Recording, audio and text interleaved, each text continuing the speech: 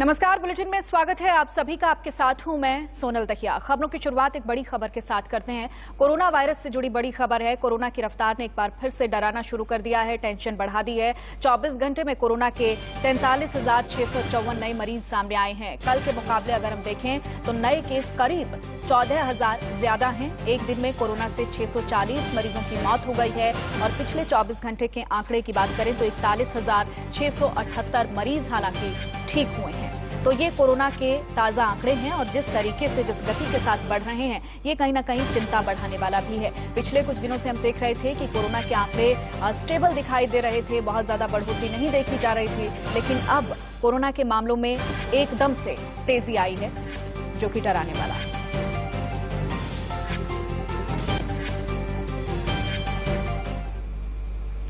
और वहीं बीजेपी ने कोरोना की तेज रफ्तार को लेकर केरल सरकार पर बड़ा हमला किया है। कोरोना को लेकर केरल सरकार से गलती हुई है, बीजेपी का ये कहना है। केरल सरकार की गलती से प्रदेश में कोरोना केस बढ़े हैं। कोरोना को लेकर सुप्रीम कोर्ट ने हिदायत दी थी। केरल सरकार ने तुष्टीकरण की राजनीति की है। बकरीद पर छूट के बाद केरल में केस बढ़े हैं, तो संबित पात्रा की तरफ से निशाना साधा गया केरल सरकार पर। उनका कहना है कि कहीं ना कहीं सरकार की तरफ से ढील दी गई है, इसी वजह से केरल में कोरोना का जो ग्राफ है वो एकदम से बढ़ा है। बकरीद का उन्होंने यहाँ पर जिक्र किया कि बकरीद पर लोगों को छूट दी गई, जिससे भी कहीं ना कहीं जो कोरोना के मामले हैं उनमें बढ़ोतरी देखी गई है और इसको लेकर सरकार पर उन्होंने सीधे तौर पर निशाना साधा है कि सरकार से गलती हुई है। केस आए हैं। आज राज्य में 22,000 केस आए हैं। इससे पहले जून 6 को तमिलनाडु में 20,421 केस थे। उसके बाद किसी भी राज्य में अगर सर्वाधिक केसेस आए हैं जून 6 के बाद तो वो केरल राज्य है। केरल में भी मई 29 के बाद ये सर्वाधिक केस है। इससे पहले केरल में भी विषय कंट्रोल की तरफ बढ़ रहा था, मगर कहीं ना कहीं कुछ ऐसा हुआ है, कहीं ना कहीं कुछ गलती केरल सरकार से हुई है, जिसका नतीजा यह हुआ है कि आज पूरे हिंदुस्तान का सर्वाधिक केस केरल से निकल रहा है।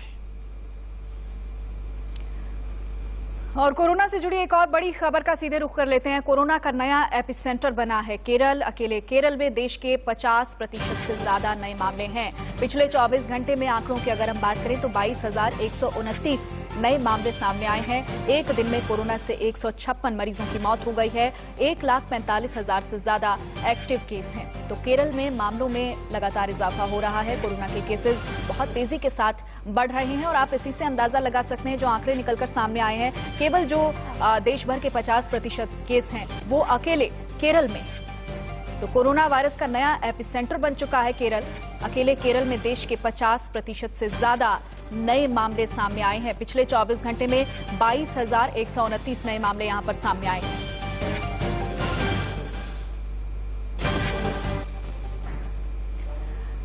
तो केरल में बढ़ता हुआ कोरोना का ग्राफ कहीं ना कहीं चिंताओं को बढ़ाने वाला है। आपको हम एक ग्राफिक्स के जरिए बताते हैं कि कोरोना के किस तारीख को कितने नए मरीज केरल में आए हैं। अगर हम 25 जुलाई की बात करते हैं तो 17,446 मामले यहां पर सामने आए।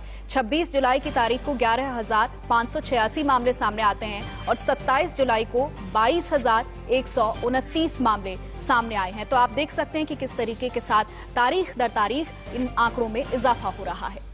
और कोरोना से मौत के मामलों की अगर हम बात करें तो 25 जुलाई को 66 मौतें हुई केरल में, 26 जुलाई को 135 मौतें हुई और 27 जुलाई को 156 पर यह आंकड़ा पहुंच चुका है।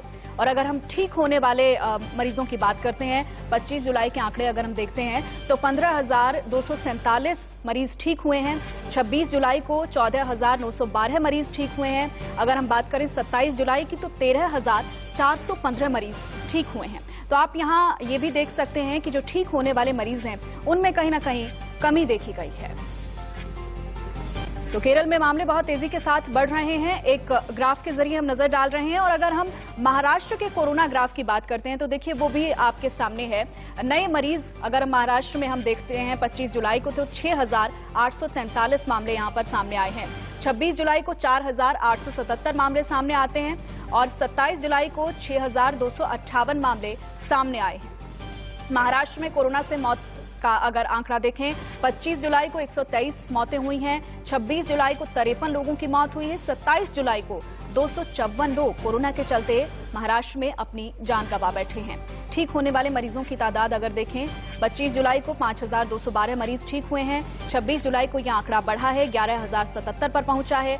27 जुलाई को आंकड़ा 12645 सामने आया है। तो जो मरीज ठीक हुए हैं उनकी संख्या में कहीं ना कहीं महाराष्ट्र में इजाफा देखने को मिल रहा है। तो ये महाराष्ट्र का कोरोना ग्राफ हम आपको बता रहे हैं। और देखिए, अब दिल्ली की बात कर लेते हैं। दिल्ली में कोरोना का आंकड़ा क्या है? 25 जुलाई को यहां पर 66 मामले सामने आए, 26 जुलाई को 39 मामले सामने आए, 27 जुलाई को 77 मामले सामने आए हैं। और कोरोना से मौत के आंकड़े को अगर हम देखें तो ये कहीं ना कहीं डराने वाला है। 25 जुलाई को 2 लोगों ने कोरोना के चलते अपनी जान गंवाई। 26 जुलाई का आंकड़ा अगर हम देखते हैं तो 1 मरीज की जान गई है, लेकिन 27 जुलाई को 12 मरीजों की जान दिल्ली में कोरोना के चलते गई है।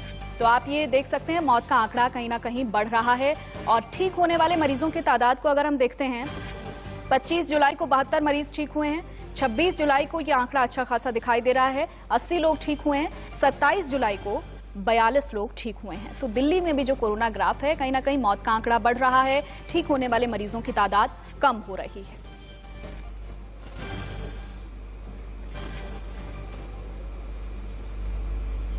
और केरल से हमारे संवाददाता हमारे साथ जुड़ गए हैं। केरल में इस वक्त कोरोना की ताजा स्थिति क्या है, हम उनसे ही जानते हैं। क्या अपडेट है आपके पास अभी केरल की, अगर हम एक्चुअल स्थिति की बात करते हैं कोरोना को लेकर?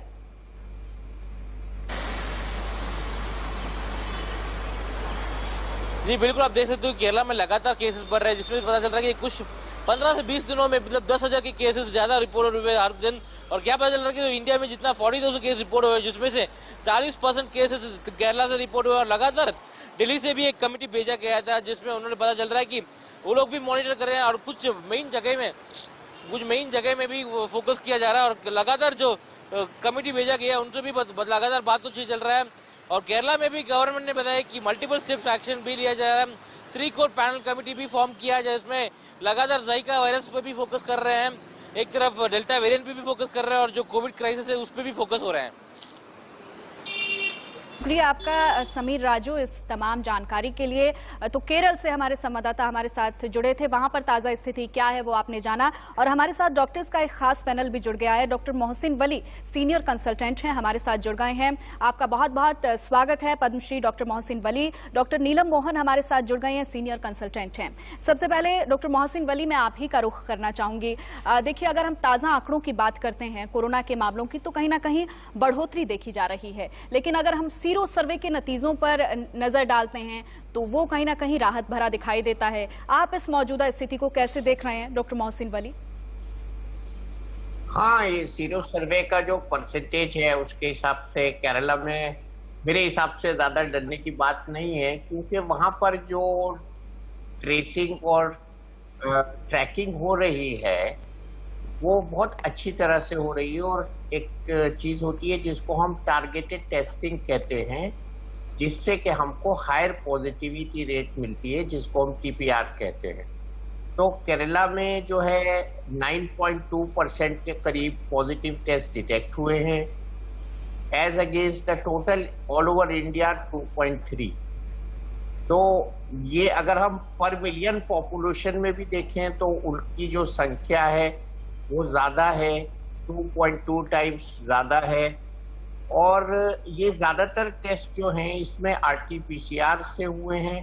और RT-PCR जो केरला में हुआ है उसकी जो परसेंटेज है टेस्ट की वो लगभग 35% है जी। हालांकि केरला में स्प्रेड स्लो है, लेकिन ये सब जो चीज़ें मैं बता रहा हूँ ये उम्मीद के लिए नहीं बता रहा हूँ, बल्कि सावधानी के लिए बता रहा हूँ कि केरला वो स्टेट है जहां पर हमारा फर्स्ट केस डिटेक्ट हुआ था कोरोना का, और वहां पर स्प्रेड अभी भी स्लो है। एंड आई थिंक डॉक्टर नीलम मोहन तो बहुत ही अच्छे से जुड़ी हुई हैं हमारी टेस्टिंग और ट्रैकिंग से, वो एग्री करेगी इस बात से कि ये जो स्प्रेड है वहां पर स्लो है। और 10 से 11% जो है जी वो TPR के साथ 1.2 to 1.5 lakh test per day करने का हमारा एम है वहां पे। और इसके हिसाब से हमको बहुत सावधानी के साथ वैक्सीनेशन करना है। वहाँ वैक्सीनेशन कम है जी, और इसकी वजह से सावधानी की जरूरत ज्यादा है। जहां वैक्सीनेशन कम होगा वहां सावधानी की जरूरत बहुत ज्यादा होगी। बिल्कुल, आप सही कह रहे हैं, वैक्सीनेशन बहुत जरूरी है। डॉक्टर नीलम मोहन, अगर हम देखते हैं एंटीबॉडीज की बात करते हैं तो, और साथ ही साथ वैक्सीनेशन की का भी अगर हम जिक्र करते हैं, तो कितने लोगों का वैक्सीनेशन होना जरूरी है ताकि एंटीबॉडीज ज्यादा से ज्यादा हों? चूंकि अगर हम पिछले कुछ आंकड़ों पर नजर डालते हैं तो भारत में केसेस जो हैं वो 40,000 पर अटके हुए हैं। तो ऐसे में जो आंकड़ों की मौजूदा स्थिति है और अगर हम लोगों की एंटीबॉडीज और वैक्सीनेशन की अगर बात करते हैं तो उसको आप किस तरीके से देख रहे हैं? पहली बात तो ये समझिए कि मैं काफी ज्यादा चिंतित हूँ जो अभी लास्ट एक दिन में हुआ है, क्योंकि पूरा national new cases less than 3,000 हो गए थे और पिछले 24 घंटे में क्लोज टू 45,000 में राइज, और ये आधा 50% को राइज हुआ है। उसका 50% केरला में महाराष्ट्र से है। हमेशा याद रखिए, अगर एक दूसरे व्यक्ति है तो अगर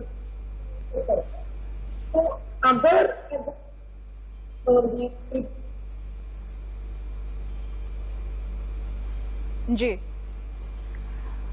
डॉक्टर नीलम मोहन, आपकी आवाज हम तक सही नहीं पहुंच पा रही है, एक बार फिर से आपसे कनेक्ट होने की कोशिश करेंगे। डॉक्टर मोहसिन वली हमारे साथ लगातार जुड़े हुए हैं। डॉक्टर मोहसिन वली, देखिए अभी केरला के हम आंकड़ों पर जब नजर डाल रहे थे तो कहीं ना कहीं जो राजनीति भी तेज हो गई है उस मसले पर, लेकिन हमने देखा कहीं ना कहीं लोगों को छूट दी गई है और उस छूट का खामियाजा भी केरल को भुगतना पड़ रहा है। अब चूंकि ICMR की तरफ से स्कूल खोलने की सिफारिश की गई है, धीरे धीरे छूट देने की कोशिश भी हो रही है, लेकिन मौजूदा वक्त को देखते हुए आपको क्या लगता है कि कितनी छूट होनी चाहिए और किस तरीके की एहतियात बरती जानी चाहिए? मैं बिल्कुल डॉक्टर नीलम मोहन से एग्री करता हूं। मैं इस छूट से बहुत डरता हूं। मैं इस छूट के ज्यादा फेवर में नहीं हूं और ये अथॉरिटीज को बहुत बारीकी से देखना है कि हम जब इंडोनेशिया, मलेशिया और इवन अमेरिका का डाटा करंट देख रहे हैं तो वो बहुत ही बड़ा आई ओपनर है हमारे लिए जी। और मैं बार बार लोगों से ये कहता हूं कि हमारे देश में जो भीड़ का प्रतिशत है, भीड़ from and density of the population, वो खुद में एक बहुत बड़ा चैलेंज है जी, बहुत बड़ा चैलेंज है। हम जैसे डॉक्टर्स ने वो सरकारी हॉस्पिटल्स के ओपीडी में काम किया है, वहां पे एक समय हमें ओपीडी में देखने पड़ते हैं 60 से 70 केस। डॉक्टर नीलम मोहन के पास वो 60 से 70 केस एकदम नहीं आएंगे, वो एक एक करके आएंगे। तो मेरी सिचुएशन जो है इंडिया में बैठ के वो अमेरिका वाली सिचुएशन से बहुत डिफरेंट है। तो हमें एक्स्ट्रा सावधानी बरतनी पड़ेगी और एक्स्ट्रा कॉशियस, एक्स्ट्रा विजिलेंट रहना पड़ेगा। ये 2 दिन से जो हम भीड़ देख रहे हैं, 2 दिन से जो खुला है, और आपने बिल्कुल ठीक केरला की बात की थी, वहां पे थोड़ा सा कोर्ट का भी इंटरफेरेंस हुआ था अभी फेस्टिवल्स के टाइम में। तो ये बहुत ही ज्यादा समझने की बात है कि जो हम डॉक्टर्स और जो आप जैसे चैनल्स तमाम रोज इस पर समय निकालकर बात कर रहे हैं, उस बात करने का तात्पर्य ये है कि हमको अभी ये नहीं भूलना है कि वायरस चला गया है या वायरस कम हो गया है। हमको ये याद रखना है कि वायरस है, नंबर 1। नंबर 2, हमको कोविड एप्रोप्रिएट बिहेवियर में कोई ढिलाई नहीं बरतनी है। 2, टीके के लिए भी हमको आगे आना है, बढ़ के आना है, और टीके के समय जब जाते हैं उस समय का भी जो आप लोग डिसिप्लिन दिखा रहे हैं वो भी बड़ा भयावह है जी। इतनी बड़ी भीड़ एक साथ गेट पर वेट करती है और जब वो गेट खुलता है तो वो कहाँ कोविड एप्रोप्रिएट बिहेवियर रह जाता है। बिल्कुल बिल्कुल डॉक्टर मोहसिन वली, आप बिल्कुल सही कह रहे हैं। तस्वीरें बहुत डरावनी सामने आ रही हैं हर जगह से। डॉक्टर नीलम मोहन, देखिए प्रधानमंत्री नरेंद्र मोदी भी लगातार एक ही बात कहते हैं कि जिंदगी चलती भी रहे, जिंदगी बचती भी रहे, लोगों पर रिस्ट्रिक्शंस भी हों, लेकिन कहीं ना कहीं लोगों को एहतियात बरतना भी जरूरी है। लेकिन अब जो ये मौजूदा आंकड़े निकलकर सामने आ रहे हैं उसमें अगर हम रिस्ट्रिक्शंस को कनेक्ट करके देखते हैं तो कैसे देख रहे हैं?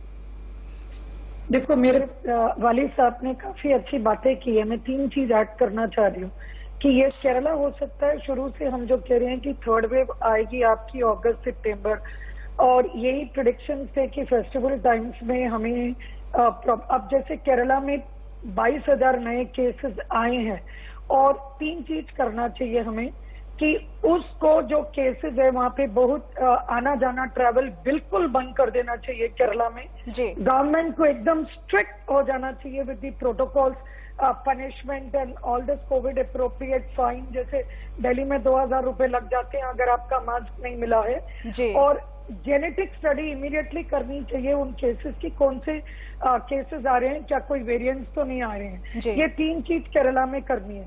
Second, vaccination.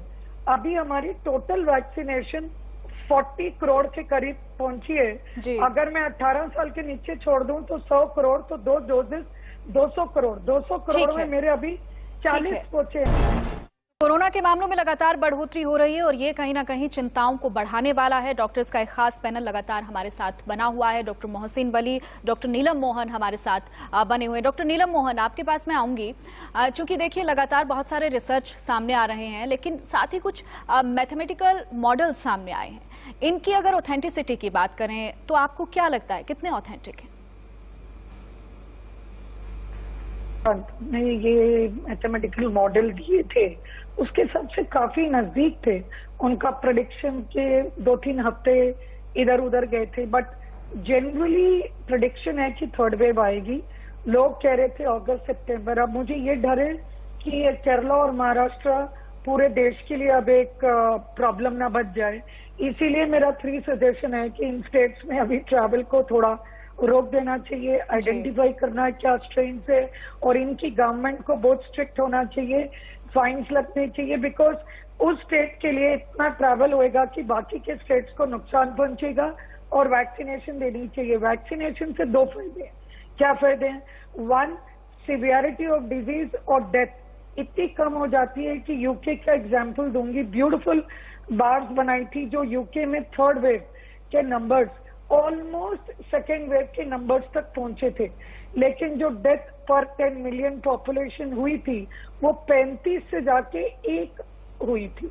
तो इतना 35% इम्प्रूवमेंट, सॉर्ट ऑफ 35 से 1 पर मिलियन 10 मिलियन डेथ जो हुई है, दैट वाज गुड न्यूज।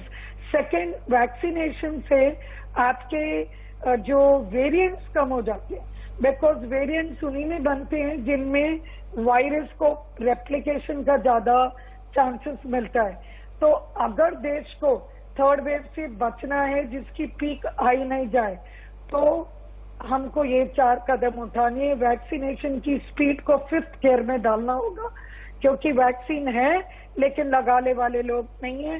किस तरीके से लोगों को आगे आना चाहिए, जैसे मे बी रिलीजियस लीडर्स को हमको पकड़ना चाहिए, मीडिया स्पेशलिस्ट, ये लोगों को मेरे हिसाब से जैसे शॉपिंग को आपको बंद करनी चाहिए।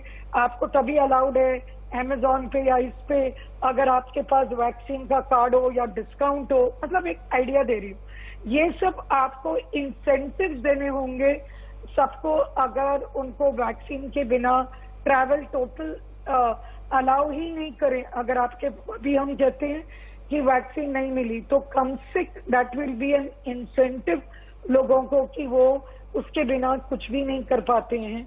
That is the way to go forward. और गवर्नमेंट इतनी बिल्कुल डॉक्टर नीलम मोहन, आप बहुत महत्वपूर्ण बात कह रहे हैं। और देखिए बहुत सारे ऐसे फायदे जिन लोगों ने वैक्सीनेशन करवाया है उनको मिल भी रहे हैं, लेकिन आप बिल्कुल सही कह रहे हैं कि उनको और बढ़ाने की जरूरत है, लोगों को इंस्पायर करने की जरूरत है वैक्सीनेशन के लिए।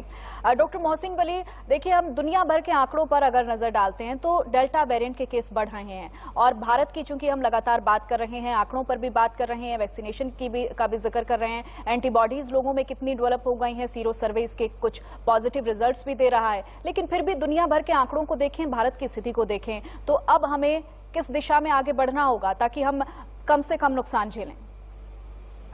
देखिए, हमें बहुत सावधान रहना है। और मैं तो ये कहता हूँ तीसरी लहर की बात करने से अच्छा है कि हम ये मान लें कि तीसरी लहर आ गई है और अब हमें इससे बचना है। बचने के वही तरीके हैं जो डॉक्टर नीलम मोहन बता रही हैं कि हमको ज्यादा से ज्यादा लोगों को वैक्सीनेट करना है। और मुझे ये बताते हुए अच्छा लग रहा है कि केरला ने एक इसमें अच्छी परसेंटेज को वैक्सीनेशन किया है, 16%, which is higher than the national average. एक बात। दूसरी ये है कि जिस तरह से टेस्टिंग ट्रैकिंग हो रही है वहाँ, उसको हमें और तेज करना है। तीसरे ट्रैवल, बहुत इंपॉर्टेंट पॉइंट बताया अभी डॉक्टर नीलम मोहन ने कि ट्रैवल, चूंकि केरला एक ऐसी जगह है वहाँ टू एंड फ्रो दोनों ट्रैवल्स होते हैं, उसमें रेस्ट्रिक्शन से इसमें बहुत मदद मिलेगी। और चौथे ये है कि जो भी वैक्सीन अवेलेबल हो रिस्पेक्टिव ऑफ आवर चॉइस, उसको लेना है। और ये सब जो लोग कर रहे हैं, आज भी मुझे किसी और चैनल पे ये सवाल पूछा गया कि लोग एंटीबॉडी डिटेक्ट करके तय कर रहे हैं कि हमें वैक्सीनेशन लेना है या नहीं। प्लीज ऐसा मत कीजिए। आपकी एंटीबॉडी लेवल्स का ब्लड में हम वो वाला सेगमेंट नहीं नापते हैं जो स्पेसिफिक टू स्पाइक प्रोटीन होता है। तो आप ये एंटीबॉडी टेस्ट करा के वैक्सीन लगाएं, ऐसा बिल्कुल मत कीजिए। Irrespective of suffering of corona also you are suppose to take vaccination 2 doses at their prescribed time। अगर आपको कोविड हो भी चुका है तो भी आपको वैक्सीन लेना है। ये आज के प्रोग्राम के जरिए से अगर ये मैसेज चला जाए तो बहुत कामयाब होगा। और दूसरा ये कि हमें इसमें राजनीति से दूर रहकर लोगों को मैक्सिमम तादाद में वैक्सीनेट करना है, और वैक्सीनेट ही करना इसका आंसर है, इसका कवच है, इससे प्रोटेक्शन है। और जैसा बहुत अच्छा पॉइंट ये बताया कि वैक्सीनेटेड लोग जो हैं उनमें म्यूटेंट्स की जो खतरा होता है पैदा होने का, और उनके जरिए से जो कैरियरशिप होती है उनकी, जो वायरस को वो फैलाते हैं, कैरी करते हैं, उसमें कमी आती है। और ये तो सबको ही अब पता चल गया है कि आईसीयू में जाना और डेथ का खतरा वैक्सीनेशन के बाद कम होता है। और अभी एक बहुत बड़ी पॉपुलेशन के लिए हमें वैक्सीन्स लाने हैं जो 18 से कम की है। तो इसलिए जो कम से कम 18+ के लोग हैं उनको इसमें कोई ढिलाई कोताही नहीं बरतनी है। मास्क लगाना है, हर समय मास्क लेके रहना है। मैं अभी आपका प्रोग्राम खत्म होने के बाद घर पे भी मास्क लगा के बैठूंगा। तो मास्क जो है एक बहुत अच्छी इससे हिफाजत है। हैंड सैनिटाइजेशन बहुत अच्छी हिफाजत है। हमको हर स्टेज पे भूलना नहीं है हैंड सैनिटाइजेशन करना। और मैं तो कहूंगा डेल्टा वेरिएंट के लिए थोड़ा 2 मीटर से ज्यादा ही दूरी रखें, क्योंकि आजकल हम भूल रहे हैं, दूरी वाला क्लॉज थोड़ा भूल रहे हैं। इसलिए सजग, चौकन्ना और बहुत अलर्ट रहना है। और जो प्रधानमंत्री जी ने 4 T बताई हैं, टेस्ट, ट्रैक, ट्रीट, टीका, तो इसमें टीका जो है उन्होंने ऐड किया है जान के, तो ये टीके पे ध्यान देना है। और ये इस पे सबका बिल्कुल एक मत है, एक राय है कि टीका प्रोटेक्टिव है। और जब टीका भी 100% प्रोटेक्टिव नहीं है और कोरोना से सफर करने के बाद भी हम 100% प्रोटेक्टिव नहीं है, तो उसके लिए बैरियर यही है बीच में, मास्क। बिल्कुल आप सही कह रहे हैं डॉक्टर मोहसिन वली, और बहुत डिटेल में आपने बताया है। और हमारे दर्शक कहीं ना कहीं सुनेंगे तो समझेंगे भी कि मौजूदा स्थिति में किस तरीके से उनको बिहेवियर करना होगा। डॉक्टर नीलम मोहन, देखिए जो ये आंकड़े बहुत तेजी के साथ बढ़े हैं, हम लगातार यही बात कह रहे हैं कि तीसरी लहर की आशंका अनुमान जताया जा रहा है, लोगों को अवेयर भी किया जा रहा है। लेकिन मौजूदा स्थिति को देखकर, मौजूदा आंकड़ों को देखकर आपको क्या लगता है कि तीसरी लहर की शुरुआत कहीं से? जी, वैसे तो मैं बहुत पॉजिटिव पर्सन हूँ, बट इस टाइम पे मैं ये बोलना चाहूंगी कि may be it is the beginning, और इसको हमें शायद आप ये कह सकते हैं कि दूध का जला छाछ को फूंक रहा है, और मैं इसको बिगनिंग ऑफ थर्ड वेव समझ लूं, क्योंकि मैं काफी चिंतित हूँ। ये जो 50% rise is not a joke. 30,000 से अगर हम 45,000 पे पहुंचे, ये ना हो कि कल आप 1 लाख की बात करें। तो इसको हमें बहुत ही सीरियसली लेना है। कोई डायरेक्शन से मैं इसको लापरवाही और नहीं थोड़ा देखते हैं ऐसे नहीं कहूंगी। मेरे हिसाब से बहुत स्ट्रिक्ट ये आपको कह सकती हूँ कि जो सर्वे हुए हैं वो एक इनडायरेक्ट होता है कि हम थोड़ी सी पॉपुलेशन 10-20 हजार में करते हैं, उसमें पता चला है कि 65% प्रोटेक्टेड है। तो अगर आप उल्टा देखें तो इसका मतलब आपके 50-60 करोड़ इंडिया के प्रोटेक्टेड नहीं है, अगर 65 हैं। तो जब अच्छी बात होती है तो पॉजिटिव सोचना चाहिए, लेकिन एट रिस्क की बात होती है तो ये बाकी के 50-60 करोड़ एट रिस्क है, और इनका रिस्क हम सब पे निर्भर है। अगर हम वैक्सीन नहीं लगाए तो हम उनका रिस्क बढ़ा